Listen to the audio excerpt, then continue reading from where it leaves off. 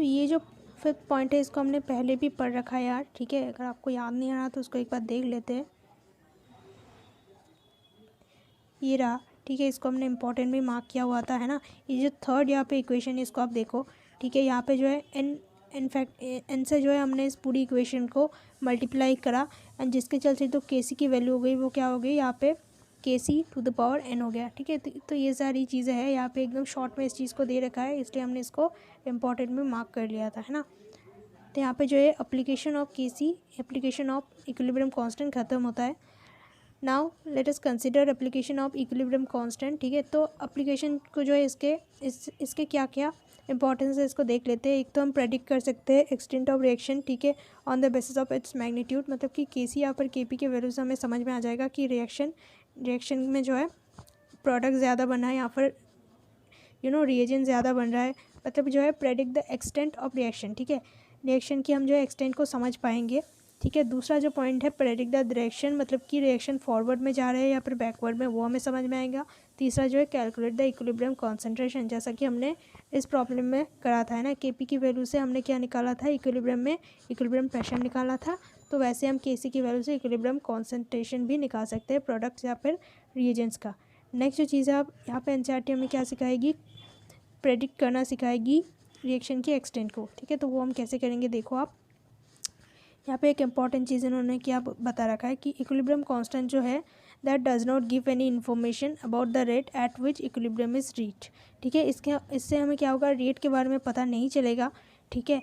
हमें सिर्फ पता चलेगा, हम सिर्फ प्रेडिक्ट कर पाएंगे, ठीक है, कि रिएक्शन जो है कितनी फास्ट है या फिर कितनी स्लो है, कितनी फॉरवर्ड डायरेक्शन में जा रहा है एंड कितनी बैकवर्ड में आ रहा है। ये सारी चीज़ें हमें समझ में आएगी, ठीक है। The magnitude of K P and K C is directly proportional to the concentration of products, ठीक है, in the numerator and denominator में क्या होता है, inversely proportional to the concentration of reactants. ये सारी चीज़ें ईजी है, ठीक है। This implies a high value of K is a high concentration of products, ठीक है। ये बहुत नॉर्मल सी चीज़ है, ठीक है। अगर ए से बी बन रहा है तो के का जो वैल्यू होगा वो बी बाई ए होगा, है ना। तो अगर के की वैल्यू बहुत ज़्यादा है तो हमें ये क्या समझ में आए कि बी की जो है वो वैल्यू ज़्यादा है ना, एंड ए का जो है कंसंट्रेशन वो थोड़ा कम है। तो ये नॉर्मल सी चीज़ें हैं यहाँ पे एनसीईआरटी में है। अब 3 यहाँ पे कंडीशंस दे रखे, इसको आप समझो एंड इसको आप याद भी रखना, ठीक है। क्वेश्चन करते वक्त आपको मदद मिलेगी इससे, ठीक है। अगर के सी की वैल्यू जो है 1000 होता है, ठीक है, 10⁻³ होता है, तो इसका मतलब क्या हो गया कि के सी तो बहुत बड़ा हो गया। अगर के सी लार्ज होता है इसका मतलब क्या है, the reaction is nearly to completion, ठीक है। जैसा कि हमने पढ़ा है, इससे अगर बी बन रहा है एंड के सी की वैल्यू अगर 10⁻³ हो जाए, ठीक है, तो इसका मतलब क्या हो जाएगा कि जो है बी का एक्सटेंट बहुत ज़्यादा होगा रिएक्शन में। इसका मतलब जो है ए से जो है बहुत जल्दी बी बन रहा है, ठीक है। तो इससे हमें क्या समझ में आएगा, reaction is nearly to completion, reaction बस ख़त्म होने ही वाला है, ऐसा कुछ, ठीक है। जो सेकंड ओके, तो यहाँ पे कुछ एग्जांपल्स भी यहाँ पे दे रखे, तो एक एग्जांपल भी हम देख लेते हैं यहाँ पे। जैसे कि यहाँ पे ये रिएक्शन है, हाइड्रोजन के साथ ब्रोमीन का रिएक्शन है, ठीक है। इससे क्या बन रहा है, HBr बन रहा है, ठीक है। यहाँ पे Kc की जो वैल्यू आती है वो कितनी आती है, 10⁻18, ठीक है, जो कि बहुत लार्ज नंबर है। इसका मतलब यहाँ पे रिएक्शन नियरली कंप्लीशन की तरह जा चुकी है, ठीक है। अगर Kc की वैल्यू जो है 10⁻³ से भी कम है, ठीक है, 10⁻³ मतलब कितना है, 1/1000, जो कि बहुत छोटा एक नंबर है, ठीक है। अगर इससे भी कम है Kc का वैल्यू तो हमें क्या समझ में आएगा कि reactance predominate over the product. मतलब कि आपको इक्विलिब्रियम में जो है रिएक्टेंस ज़्यादा देखने को मिलेंगे प्रोडक्ट से भी, ठीक है। अगर Kc की वैल्यू जो है 10⁻³ से भी कम है, मान लेते हैं 10⁻5 है, एंड यहाँ पे जो है B/A है, तो इसका मतलब क्या है, इसका मतलब है 1/10⁵, मतलब ए का जो है वैल्यू वो बहुत ज़्यादा है। तो इसका मतलब जो रिएजेंट था, ठीक है, जो रिएक्टेंट था या फिर रिएजेंट था वो प्रीडोमिनेट करेगा प्रोडक्ट से, ठीक है, क्योंकि Kc की वैल्यू स्मॉल है। तो यहाँ पे भी इन्होंने एग्जांपल दे रखा है, हालांकि इसकी कुछ ज़रूरत तो है नहीं, पर चलो इसको देख लेते हैं। अगर आपको क्वेश्चन दे, ठीक है, एग्जामिनेशन में आपको Kc का वैल्यू बता दिया जाए एंड आपको पूछा जाए कि रिएक्शन किस डायरेक्शन में जा रही है, तो आप क्या बता पाओगे, ठीक है। इसकी जो वैल्यू है देखो आप, कितनी छोटी सी वैल्यू है Kc का। अगर Kc की वैल्यू इतनी छोटी है तो इसका मतलब रिएक्शन बैकवर्ड डायरेक्शन में या फिर रिवर्स डायरेक्शन में जा रही है, ठीक है। अब जो थर्ड पॉइंट है, ठीक है, अगर Kc की वैल्यू जो है 10⁻³ से 10⁻³ के बीच में हो, ठीक है, इनकी रेंज में हो, तब क्या होगी, रिएक्शन को हम मानेंगे कि रिएक्शन जो है इक्विलिब्रियम में है, ठीक है, मतलब कि अगर 10⁻³ से ज़्यादा होता है तो हम क्या मानते थे कि रिएक्शन फॉरवर्ड डायरेक्शन में है, क्योंकि प्रोडक्ट ज़्यादा बन रहा था। ठीक है, एंड अगर 10⁻³ से भी कम है, ठीक है, मतलब जो कि है Kc की वैल्यू बहुत ज़्यादा कम है, तो इसका मतलब हम क्या मान रहे थे कि रिएजन ज़्यादा है। तो रिएजन ज़्यादा है तो इसका मतलब रिवर्स डायरेक्शन में जा रही थी। पर अगर इनके बीच में कहीं जो है वैल्यू है, ठीक है, इनके बीच में कहीं है, ठीक है, जैसे कि 10⁻² है आप मान लो, ठीक है, 100 है, तो इसका मतलब क्या होगा कि रिएजेंट एंड प्रोडक्ट जो है कंपेरेबल रेशियो में है। ठीक, इसका मतलब वो जो है इक्विलिब्रियम में है, राइट। तो यहाँ पे जो है कुछ एग्जांपल्स भी है, जैसे कि यहाँ पे एग्जांपल आप देख सकते हो। ठीक है, तो अगर ऐसी कोई वैल्यू जो कि 10⁻³ से ज़्यादा नहीं है और एंड 10⁻³ से कम भी नहीं है, तो उसको हम क्या बोलेंगे कि जो रिएक्शन है वो इक्विलिब्रियम में है। ठीक, तो ये सारी चीज़ें Kc की वैल्यू से हम पता लगा सकते हैं, राइट। नेक्स्ट जो चीज़ है हम क्या पढ़ेंगे, क्यू। अब हम क्या पढ़ेंगे, predicting the direction of reaction. Kc से हमें क्या क्या पता लग सकता था, एक तो जो है रिएक्शन फॉरवर्ड डायरेक्शन में जा रहा है या फिर बैकवर्ड डायरेक्शन में जा रहा है। ठीक है, पहले हमने क्या पढ़ा, predicting the extent of reaction. ठीक है, एक्सटेंट जो है हम निकाल सकते हैं Kc की रेंज देख करके। अब जो डायरेक्शन है इसके लिए हम Kc को यूज़ नहीं कर पाएंगे। ठीक है, इसके लिए हमें ज़रूरत में क्या पड़ेगा, रिएक्शन क्वेश्चन, जो कि Q से डिनोट किया जाता है। ठीक है, अभी Q क्या है यार, देखो अभी तक जो हम पढ़ रहे थे Kc, ठीक है, वो क्या था, ओवरऑल रिएक्शन में जो इक्विलिब्रियम स्टेज है, ठीक है, उस इक्विलिब्रियम स्टेज में हम Kc की वैल्यू निकालते थे एंड उसको देख करके हम रिएक्शन की एक्सटेंट पता लगाने की कोशिश कर रहे थे। ठीक है, यहाँ पे जो Q है रिएक्शन क्वेश्चन, वो क्या होगा, ये सिर्फ इक्विलिब्रियम में इसको हम कैलकुलेट नहीं करते, इसको हम रिएक्शन की किसी भी स्टेज में कैलकुलेट कर सकते हैं। ठीक है, जैसे कि ये रिएक्शन है, ठीक है, एग्जांपल से समझो तो आपको अच्छे से समझ में आएगा। ठीक है, ये रिएक्शन है, ठीक है, ज़रूरी नहीं है कि इसको हम इक्विलिब्रियम स्टेट में ही निकालें। अगर इक्विलिब्रियम स्टेट में हम Kc को निकालते हैं, ठीक है, तो इक्विलिब्रियम में इनकी जो कंसंट्रेशन होगी उसी को हमें जो है कैलकुलेशन में लेना पड़ेगा। पर ये जो Q है इसको हम किसी भी स्टेज में ले सकते हैं रिएक्शन में। ठीक है, देखो, predicting the direction which give the equation will proceed in any stage. ठीक है, जो Qc है या फिर Qp है, इसको हम एग्जैक्टली सेम मैनर में निकालते हैं जैसे हम Kc या फिर Kp को कैलकुलेट करते थे। फ़र्क सिर्फ इतना है कि except it's not necessarily equilibrium values. ठीक है, ज़रूरी नहीं है कि हम इक्विलिब्रियम वैल्यूज़ को ही जो है यहाँ पे यूज़ में लें। ठीक है, इसको आप इनिशियल वैल्यू में भी ले सकते हो, रिएक्शन के बीच में भी ले सकते हो, रिएक्शन में आखिर में भी ले सकते हो। ठीक है, तो आपको समझ में आया कि Q की वैल्यू कैसे निकालते हैं। अब जो है इस Q की वैल्यू अगर हमें पता भी चल गई तो उससे हम रिएक्शन का डायरेक्शन कैसे प्रेडिक्ट करेंगे, इसके लिए अभी 3 कंडीशंस है यहाँ पे। तो Q की वैल्यू निकालना तो ईजी है, क्योंकि वो एग्जैक्टली सेम मैनर पे है जैसे हमने Kc या फिर Kp को निकाल रखा था। अब जो कंडीशंस है इसको देखो, ये बहुत ज़्यादा इंपॉर्टेंट है, आधे लोगों को समझ में नहीं आता। क्यों समझ में नहीं आता, क्योंकि Q है, क्योंकि जो Qc है, Qp है या फिर Kp Kc है, वो उन सबका जो वैल्यू है वो सेम तरीके से निकालते हैं हम। ठीक है, तो इसलिए कुछ कन्फ्यूजन्स हो जाते हैं, तो इसको हमें यहाँ पे दूर करना है। पहला जो पॉइंट है यार, देखो Qc की वैल्यू अगर ज़्यादा होती है Kc से, तो क्या होता है, हम मान के चलते हैं कि रिएक्शन रिवर्स डायरेक्शन में है। वैसे ही अगर Qc की वैल्यू जो है Kc से कम है तो हम मानते हैं कि फॉरवर्ड डायरेक्शन में। अब ऐसा क्यों है, ओके, ये जो Kc होता है, Kp होता है, इसको ये क्या होता है, इक्विलिब्रियम स्टेज में इनकी हम जो है वैल्यूज़ को निकालते हैं। ठीक है, अब कोई भी रिएक्शन है, ठीक है, कोई भी रिएक्शन है इस दुनिया में, वो क्या चाहता होगा, इक्विलिब्रियम की तरह जो है जाना चाह रहा होगा, है ना। अगर Kc की वैल्यू ज़्यादा है इसका मतलब प्रोडक्ट ज़्यादा है ना। अगर Kc की वैल्यू ज़्यादा है इसका मतलब इक्वेशन जो है बहुत अच्छे से चल रही है। ठीक है, वो फॉरवर्ड डायरेक्शन में जाना चाहती है। एंड अगर Qc की वैल्यू ज़्यादा है तो इसका मतलब इक्वेशन जो है अच्छे से नहीं हो रही है, इक्विलिब्रियम तक नहीं पहुंच पा रही है, तो इसका मतलब रिएक्शन जो है रिवर्स डायरेक्शन में जा रही है। ठीक है, तो इससे जो है हमें समझ में आता है कि रिएक्शन की डायरेक्शन कैसे प्रेडिक्ट करें। तो 2 कंडीशन यहाँ पे आप याद रखो, आपका जो है आंसर कभी गलत नहीं जाएगा। अगर Kc की वैल्यू ज़्यादा है इसका मतलब इक्वेशन जो है इक्विलिब्रियम की तरह है, इसका मतलब इक्वेशन बहुत अच्छे से चल रही है, वो फॉरवर्ड डायरेक्शन में है। एंड अगर Qc की वैल्यू ज़्यादा है तो इक्वेशन जो है रिवर्स या फिर बैकवर्ड डायरेक्शन में जा रही है। ठीक है, एंड जो यहाँ पे हमने थर्ड पॉइंट्स की हम बात कर रहे थे, अगर Qc एंड Kc की वैल्यू जो है सेम है, अगर सेम है तो इसका मतलब क्या हो जाएगा, रिएक्शन मिक्सचर जो है वो इक्विलिब्रियम पे एकदम इक्विलिब्रियम पॉइंट में है। अब यहाँ पे एनसीईआरटी में बहुत ब्यूटीफुली एक एग्जाम्पल के थ्रू आपको समझा रखा है कि क्यूसी एंड केसी के वैल्यूज़ को कंपेयर करके हम कैसे रिएक्शन की डायरेक्शन बता सकते हैं। ठीक है, तो यहाँ पर रिएक्शन जो है वो आप देखो, हाइड्रोजन के साथ आयोडीन के रिएक्शन से HI बन रहा है। ठीक है, जिसमें आपको केसी की वैल्यू इन्होंने दे रखी है किसी टेम्परेचर पे।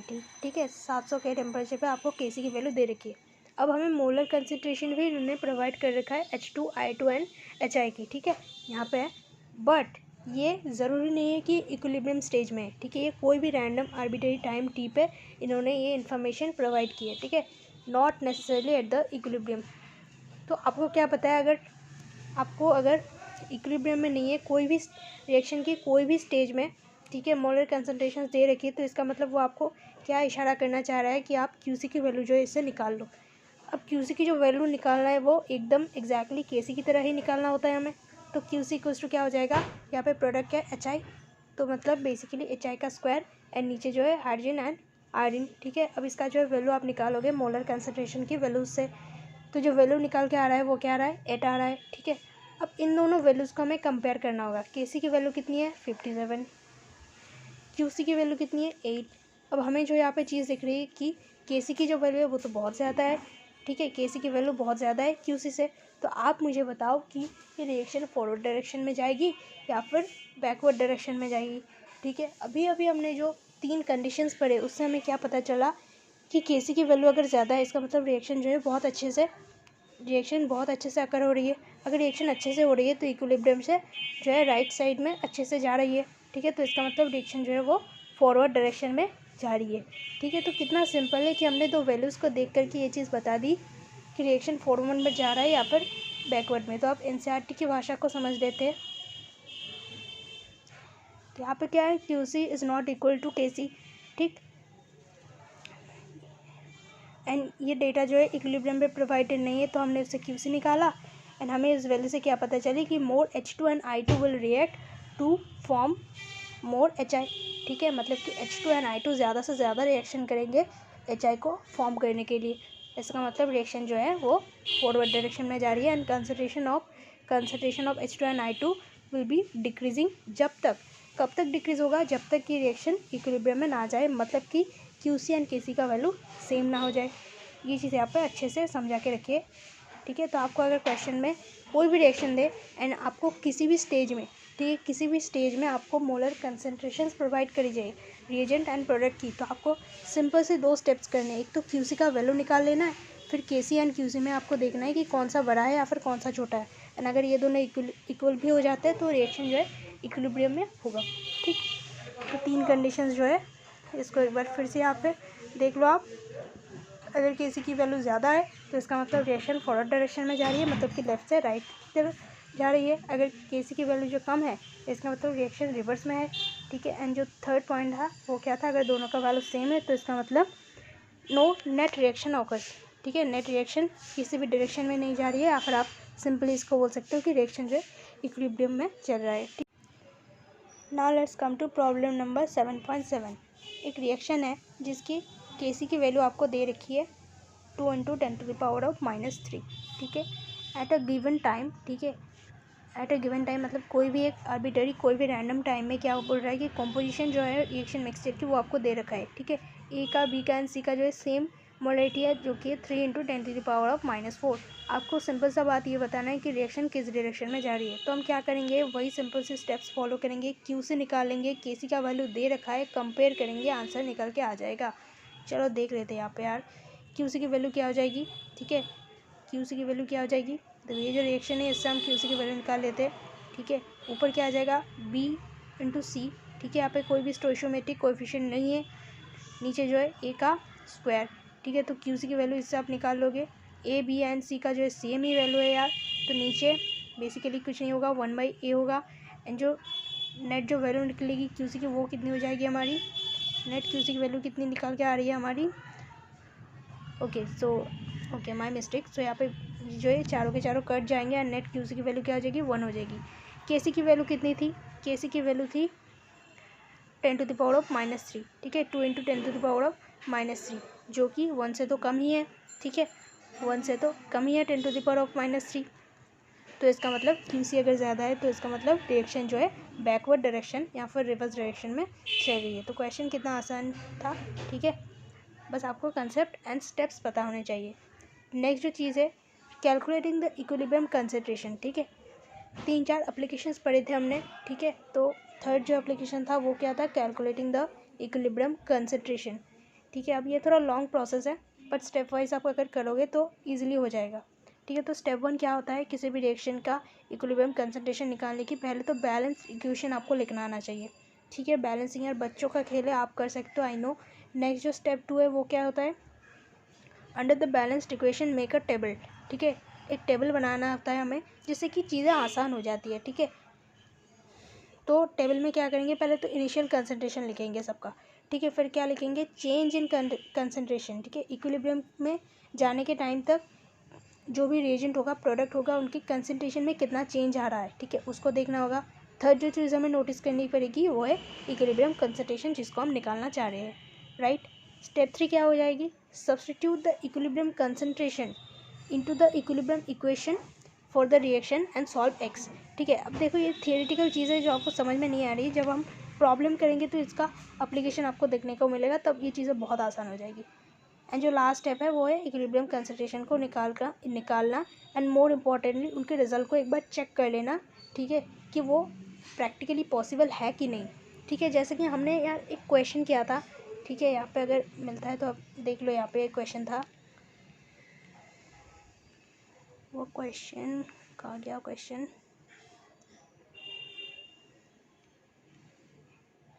ये रहा वो क्वेश्चन, है ना। तो यहाँ पे जो x की वैल्यू निकली थी वो 2 वैल्यूज़ निकली थी, एक तो 0.06 एंड दूसरा निकला था 0.194। यहाँ पे अगर आपको याद हो तो ये वैल्यू हमने यहाँ पे देखो एनसीईआरटी में भी यहाँ पे दे रखा था कि ये जो वैल्यू है 0.194, ये वैल्यू नेगलेक्ट किया जा रहा था, ये वैल्यू जो है पॉसिबल नहीं थी क्योंकि इनिशियल कंसंट्रेशन ही इससे कम थी, ठीक है। इनिशियल कंसंट्रेशन की अगर हम बात करें, इनिशियल कंसंट्रेशन कितना था, इनिशियल कंसंट्रेशन था यार 0.1 मोल, ठीक है, 0.1 मोलर। एंड इक्विलिब्रियम में ऑब्वियसली इससे ज़्यादा कंसंट्रेशन नहीं हो सकता रिएजेंट का, है ना। तो हमें जो है एक प्रैक्टिकल सी वैल्यू लेना पड़ता है जिसके चलते हमने इस वैल्यू को लिया था, ना कि इसको, ठीक है। तो आपको ये चीज़ याद आ गई। तो ये हमारा स्टेप 5 था कि हमें जो है रिज़ल्ट को चेक करना पड़ता है कि वो रिज़ल्ट प्रैक्टिकली पॉसिबल है भी कि नहीं, ठीक। प्रॉब्लम नंबर 7.8 में आता है जिसमें आपको अच्छे से समझ में आएगा इनका एप्लीकेशन, ठीक है। तो पहले तो N2O4 है, ठीक है, प्लस इन 1 लीटर रिएक्शन वेसल एक पर्टिकुलर टेम्परेचर में, ठीक है। यहाँ पे आपको कितना ग्राम दे रखा है तो अब आप जो है इससे इजीली मोल एंड इसके बाद V से जो है मोलरिटी भी निकाल लोगे, ठीक है। तो खैर कंफ्यूज होने की ज़रूरत नहीं है। रिएक्शन भी आपको दे रखा है कि ये जो है डिकम्पोज हो रहा है NO2 में, ठीक है, नाइट्रोजन डाइऑक्साइड में। निकालना क्या है हमें एक तो टोटल प्रेशर निकालना है इक्विलिब्रियम में एंड दूसरा निकालना है KP KC एंड इक्विलिब्रियम में ये जो प्रोडक्ट्स है, ठीक है, ये जो प्रोडक्ट है एंड ये जो रिएजेंट है इनका पार्शियल प्रेशर भी निकालना है, ठीक। तो डरना मत, थोड़ा लॉन्ग प्रोसेस है पर आप कर लोगे। तो जो पहले हम क्या करेंगे, हमने क्या बताया अभी, मोल निकाल लेंगे, ठीक है, N2O4 का मोल, ठीक है। तो पहले तो इसका आपको मास पता होना चाहिए, ठीक है। इसका मास क्या हो जाएगा 92 ग्राम, ठीक है। मोलर मास कैसे निकालते आई होप आप सबको ये चीज़ पता होनी चाहिए। तो बेसिकली मोलर मास कैसे निकालते हैं, नाइट्रोजन का जो मोलर मास होता है यहाँ पे N2 के लिए मोलर मास कितना हो जाएगा 28, है ना, एंड ऑक्सीजन के लिए कितना हो जाएगा 64, ठीक है। आई होप आपको ये सारी चीज़ें आती होगी, ठीक है। एक नाइट्रोजन का जो मोलर मास होता है वो 14 होता है एंड एक ऑक्सीजन का जो होता है वो कितना होता है 16, ठीक है। तो यहाँ पे क्या आ जाएगा 2 × 14 that is 24 and 4 × 16 that is 64, ठीक है। इसको आप अगर ऐड करोगे तो 92 ग्राम होता है मोलर मास इसका, ठीक है। अगर मोलर मास पता है तो मोल भी हम निकाल लेंगे। मोल क्या होता है, वेट अपॉन मोलर मास, जिसका मतलब क्या है 13.8/92 ग्राम, जिससे हमें मोल निकल के आ गया 0.15, ठीक। अब जो है गैस कांस्टेंट का वैल्यू हमें पता है, ठीक है। इसको आप जो है यूनिट के अकॉर्डिंगली लेना, ठीक है। कब 8.314 हमें यूज़ में लेना है, कब 0.082 वगैरह लेना है, वो बेसिक चीज़ें यार वो आपको समझ में आनी चाहिए, ठीक है। टेम्परेचर भी हमें गिवन है तो हम जो है प्रेशर का वैल्यू निकाल लेंगे ईजिली। प्रेशर का वैल्यू क्या हो जाएगा PV = nRT से हम इसको निकालेंगे, ठीक है। वी जो है हमें दे रखा है 1 लीटर का वेसल था। एन जो है हमें पता है, आर की वैल्यू एंड टी की वैल्यू भी हमें पता है, तो इससे पी का वैल्यू हम निकाल लेंगे। पी का वैल्यू निकालते ही क्या आ जाएगा, इनिशियल जो प्रेशर था N2O4 मतलब कि जो रिएजेंट, उसका इनिशियल प्रेशर हमारे पास निकल के आ चुका है। ठीक है, अब इक्विलिब्रियम में प्रेशर लिखना तो बहुत आसान है। हम मान लेंगे कि इससे जो है एक्स डिक्रीज़ हुआ है एंड यहाँ पे क्या हो जाएगा, यहाँ पे 2x इसका पार्शियल प्रेशर होगा, है ना। तो अब इक्विलिब्रियम का ये जो इक्वेशन है, इससे हम पहले तो टोटल प्रेशर को अज्यूम करेंगे। टोटल प्रेशर क्या हो जाएगा, आप बताओ। टोटल प्रेशर क्या हो जाएगा, ये प्लस 2x, ठीक। तो इसका मतलब ये प्लस 2x, इसका मतलब 4.98 प्लस x, ठीक है। एंड इक्विलिब्रियम में टोटल प्रेशर की वैल्यू हमें पता है 9.15, यहाँ पे क्वेश्चन में हमें प्रोवाइडेड है। देखो आप यहाँ पे देख लो, ये जो टोटल प्रेशर है इक्विलिब्रियम में वो हमें प्रोवाइडेड है 9.15, ठीक। तो यहाँ पे इससे जो है हम x की वैल्यू निकाल लेंगे। एंड अगर एक बार x की वैल्यू आ गई तो उससे हम इक्विलिब्रियम में NO2 का जो प्रेशर है 2x वो निकाल सकते हैं, एंड N2O4 का जो प्रेशर है 4.98 माइनस x, उससे हम निकाल लेंगे, ठीक। ये चीज़ें हो गई। अब हम क्या निकाल लेंगे, KP। अब KP निकालना तो बहुत ही ईजी हो जाता है। KP का मतलब क्या होता है, जो प्रोडक्ट साइड में जो है, ठीक है, उसमें जो प्रेशर है, एंड ऊपर क्या लिख दोगे आप, जो भी स्टोइशियोमेट्रिक कोएफिशिएंट है, ठीक है। ये कुछ है अच्छा नहीं लग रहा, ठीक है। एंड नीचे क्या हो जाएगा, N2O4 का जो पार्शियल प्रेशर है। तो KP का वैल्यू आप निकालोगे।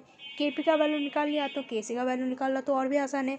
KP equals to KC RT into delta n. अब यहाँ पे डेल्टा एन का वैल्यू एक बार हम देख लेते हैं, डेल्टा एन, ठीक है। देखो ये दोनों जो है गैसियस प्रोडक्ट है, ठीक है, गैसियस है, ठीक है।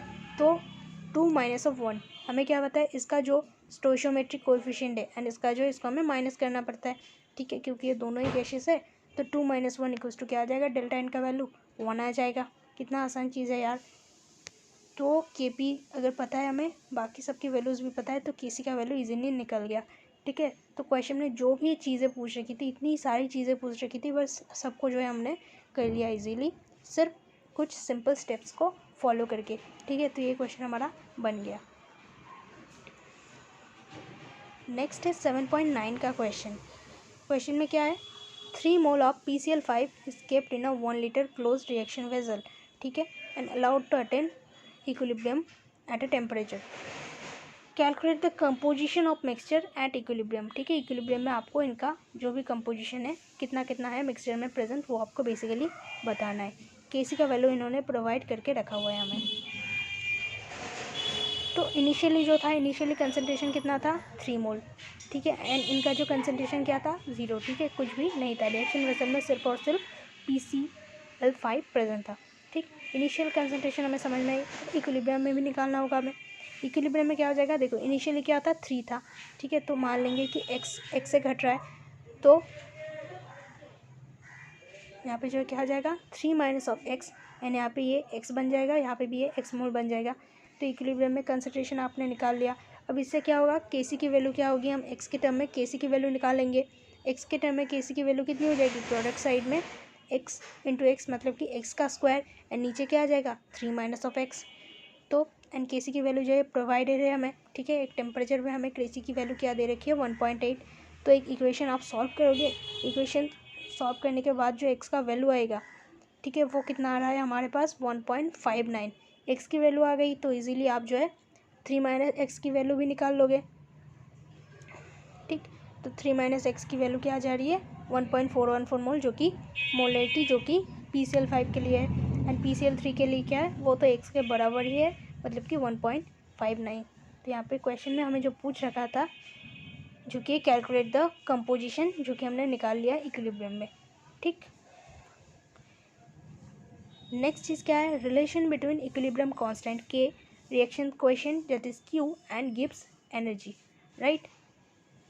ओके, तो अब the value of KC for a reaction doesn't depend on the rate of reaction. हमें पता है कि KC की वैल्यू जो सिर्फ और सिर्फ टेम्परेचर पे डिपेंड करते हैं, इनिशियल कंसंट्रेशन पे भी डिपेंड नहीं करती, ठीक है, रेट ऑफ रिएक्शन पे भी डिपेंड नहीं करती, ठीक है। एंड ये क्या है, it is directly related to the thermodynamics of the reaction, ठीक। And in particular to the change of Gibbs energy, ठीक है। एंड कभी कभी ये जो है गिब्स फ्री एनर्जी जो होता है, जो कि हम डेल्टा G से डिनोट करते हैं, ठीक है, उस पर कभी कभी डिपेंड करता है। तो उसी के रिलेशन को हम देखेंगे यहाँ पे, ठीक है। अब हमें कुछ चीज़ें पता है यार बचपन से कि जो डेल्टा जी होता है वो अगर नेगेटिव होता है तो रिएक्शन जो है स्पॉन्टेनियस होता है, फॉरवर्ड डायरेक्शन में जाता है, मतलब कि अच्छे से रिएक्शन पॉसिबल हो पाती है, ठीक है। अब ये चीज़ क्यों होती है वो आपको यहाँ पे समझ में आ जाएगा।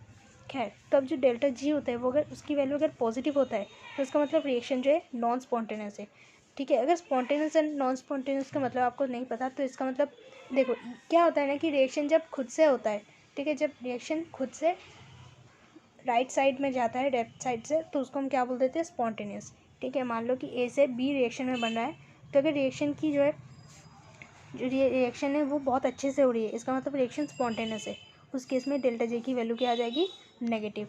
एंड रिएक्शन अगर अच्छे से नहीं चल रही है, नॉन स्पॉन्टेनियस है, मतलब हमें बाहर से एनर्जी देनी पड़ रही है, बाहर से हमें टेम्परेचर प्रेशर कंडीशन से एक अच्छा सा देना पड़ रहा है, तो इसका मतलब वो जो रिएक्शन है वो नॉन स्पॉन्टेनियस है, ठीक है। उस केस में डेल्टा जी होता है पॉजिटिव, ठीक। एंड जो थर्ड जो पॉइंट है वो भी बहुत इंपॉर्टेंट है। अगर डेल्टा जी ज़ीरो होता है इसका मतलब रिएक्शन ऑलरेडी इक्विलिब्रियम में पहुंच चुकी है, there is no longer any free energy to drive the reaction, ठीक है, टूवर्ड्स राइट और लेफ्ट साइड।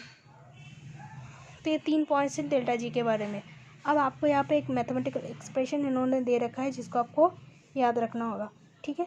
जो डेल्टा जी की वैल्यू होती है वो क्या होती है, delta G naught plus R T L N Q, ठीक है। ये क्यू आपको पता है क्या है, रिएक्शन का क्वेश्चन है, ठीक है। एंड जो डेल्टा जी नॉट यहाँ पे वो क्या है, वो है स्टैंडर्ड्स गिव्स एनर्जी, ठीक है। इक्विलिब्रियम में क्या हो जाता है, हमें पता है कि डेल्टा जी की जो वैल्यू होती है वो ज़ीरो हो जाती है, तो यहाँ पे रिएक्शन में यहाँ पे आप ज़ीरो लिख दोगे तो जो अल्टीमेटली जो निकल के आएगी डेल्टा जी नॉट की वैल्यू, ठीक है, वो क्या आ जाएगी, minus R T L N के, ठीक है। इससे अब हम के की वैल्यू भी निकाल सकते हैं, ठीक है। एंटी लॉग लेना पड़ेगा हमें बोथ साइड में, तो जब एंटी लॉग लेंगे तो के की वैल्यू कुछ ऐसी आएगी, ठीक है। अब आप इसको भी याद रख सकते हो या फिर इसके पहले जो रिएक्शन है उसको आप याद रख सकते हो।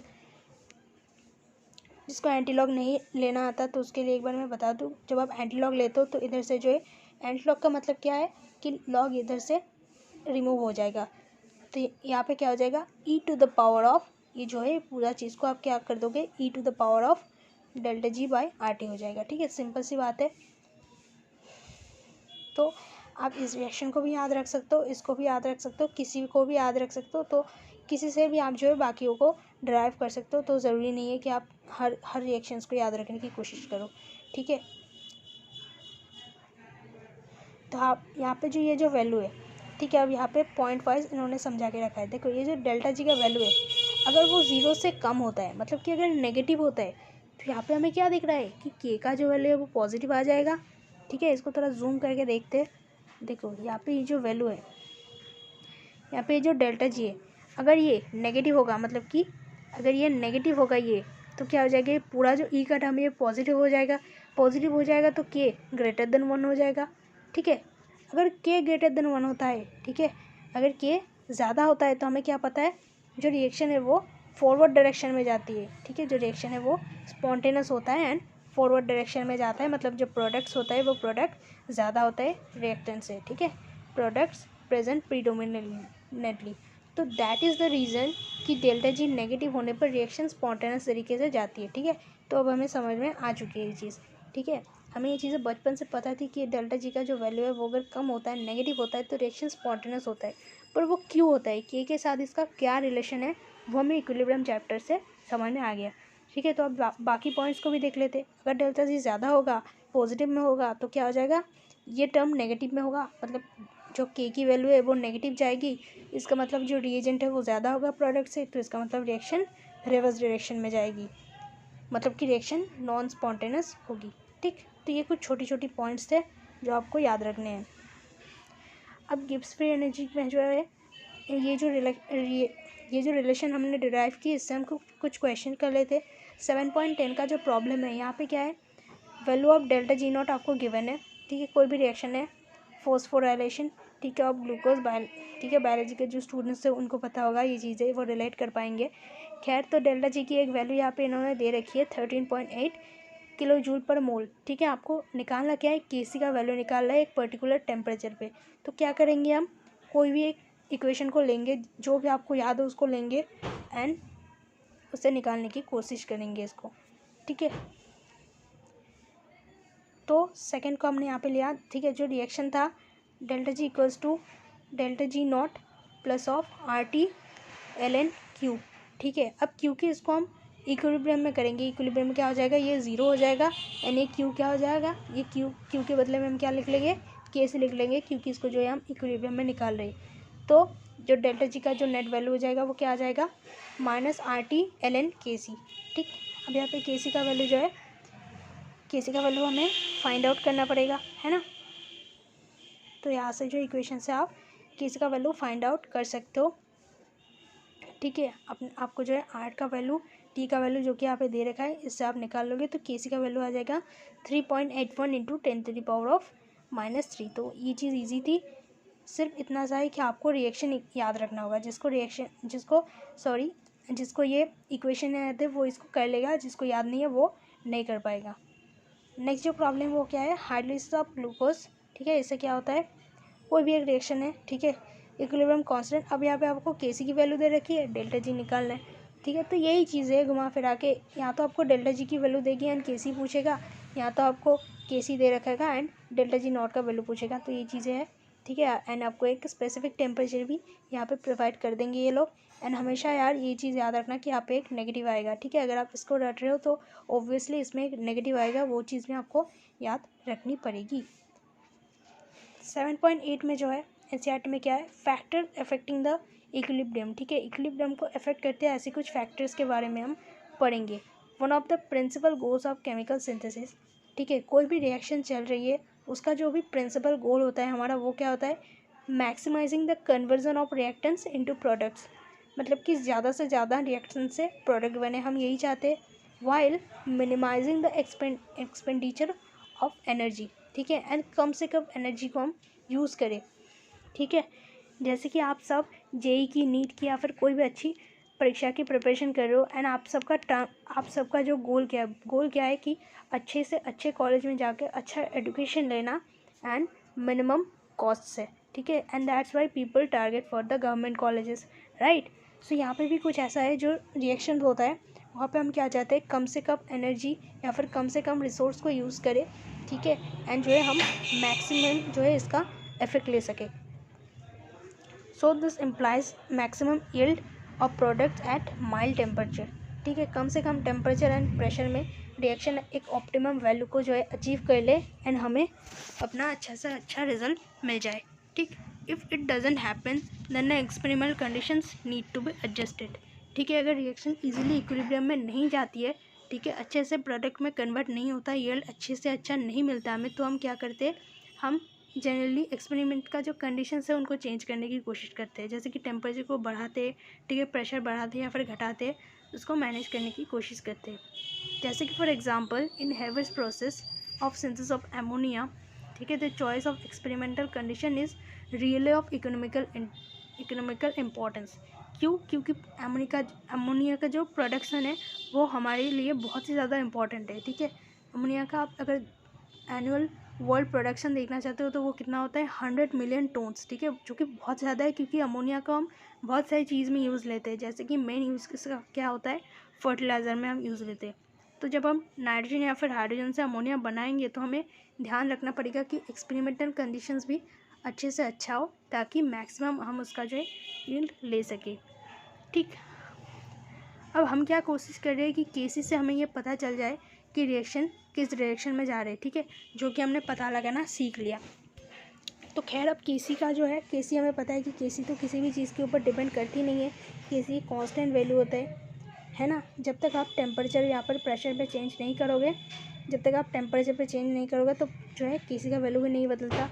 कुछ वैसे ही जब तक आप टेम्परेचर या फिर प्रेशर पे चेंज नहीं करोगे तब तक इक्विलिब्रियम भी ऑल्टर नहीं होता है, ठीक है। अगर आप टेम्परेचर या फिर प्रेशर का एक सडन चेंज करोगे, कोई भी रिएक्शन है, ठीक है, जैसे कि हेवर्स प्रोसेस में जो अमोनिया बन रहा था वहाँ पे अगर आप अचानक से टेम्परेचर या फिर प्रेशर को चेंज कर दोगे तो इक्विलिब्रियम भी चेंज हो जाएगी, ठीक है।